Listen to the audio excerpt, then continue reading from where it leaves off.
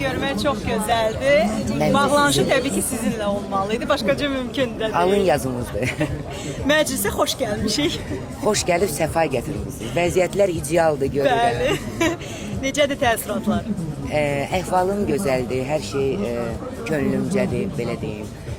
Sizi də görəndə öz Azərbaycan mediamıza müsahibə vermək mənə əlbəttə ki çox xoşdur və hər dəfə xoşdur. Aygün xanım bizi bugün ne gözləyir?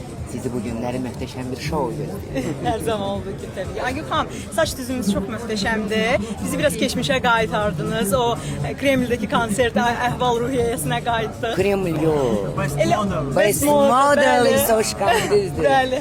Düz deyirsiniz, bəli. Orada düzdür, saçlarım tünd rəngdə idi. Bugün isə belədir. Əslində Təkrar biliyin anasıdır. çünki belə arxiv şəkillər yayılır və həqiqətən də necə də gözəlsiz hər zaman olduğu kimi Çox sağ olun, əvvəldə indi də əzizlərim. bizim həqiqətən divamızsınız. Canımız, canımız. Təşəkkür edirəm.